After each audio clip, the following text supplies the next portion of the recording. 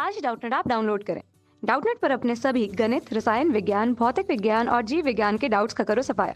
बस प्रश्न की फोटो खींचो, एक ही प्रश्न को क्रॉप करो और तुरंत वीडियो सोल्यूशन पाओ। अभी डाउनलोड करें।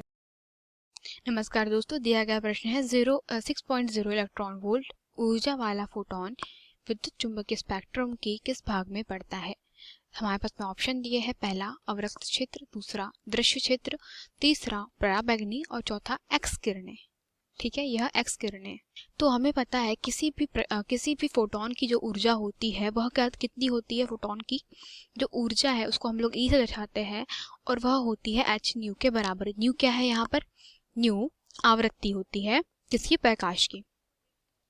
और हमें पता है कि न्यू बराबर से क्या होता है? सी बाय लैम्डा, अर्थात न्यू बराबर से सी बाय लैम्डा, जहां पर हम कह सकते हैं कि जो सी है वह प्रकाश की चाल है वायु या निर्वात में, प्रकाश का वेग, और जो लैम्डा है वह हमारी क्या है? तरंग दैर्ध्य।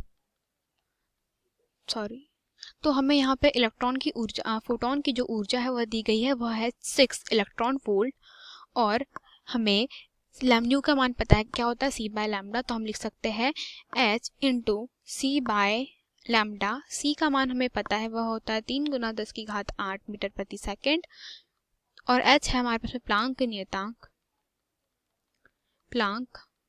नियतांक, उसका मान होता है 6.6 × 10⁻34 जूल इंटू सेकेंड।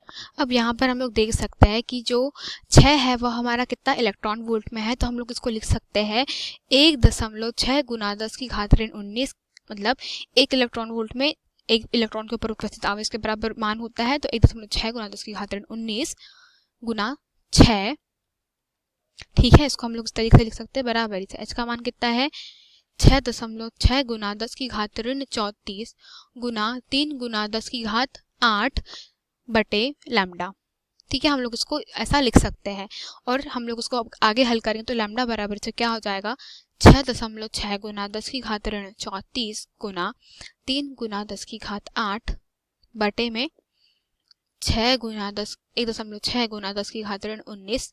यह ऊपर जाएगी तो लैम्डा बराबर से क्या हो जाएगा? वह हो जाएगा 1.1 × 10⁻34 गुना 10⁸, यहाँ पे गुना 3 में आगे लिख लेती हूँ, गुना 19 ऊपर जाएगा 10⁻19 बटे में क्या बच जाएगा? 1.6।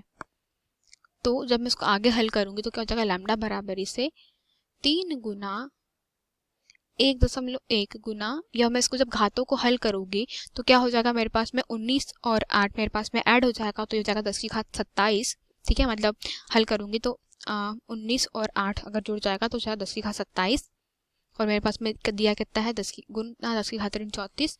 तो इसको जब मैं हल करूंगी तो वह कितना आ जाएगा? वह आ जाएगा लगभग बराबर किसके? 10 ये हो जाएगा 10⁻7 के बराबर है। ठीक है, तो हम इसको हल कर लेंगे 3 गुना 1.1 गुना 10⁻7 बटे 1.6। ये कुछ आएगा 2.06 गुना 10⁻7 के आसपास। तो हमें पता है कि जो अवरक्त क्षेत्र होता है उसमें जो कह सकते हैं कि किरणों का जो तरंगदैर्घ्य होती है वह कितनी होती है? वह होती है 8000 एंगस्ट्रॉम से लेकर के कितना? 10⁻³ मीटर तक। मतलब अगर मैं यहाँ पे लिख सकती हूँ 8 गुना 10⁻3 गुना 10⁻10, तो ये हो जाएगा मेरे पास 10⁻7 के आसपास। ठीक है, तो 8 गुना 10⁻7 से लेकर के 10⁻3 मीटर तक की जो होती है हमारे पास में तरंगे, वह क्या होती है? अवरक्त तरंगे कहलाती है।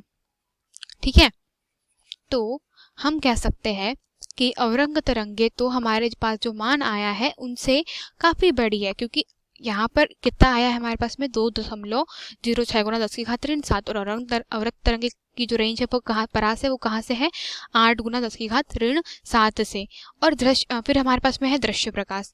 तो दृश्य प्रकाश की जो तरंगदैर्घ्य होती है वह कहाँ से शुरू होती है, वह शुरू होती है 4 गुना 10 की घात ऋण 7 से लेकर के 8 गुना 10 की घात ऋण 7 तक के।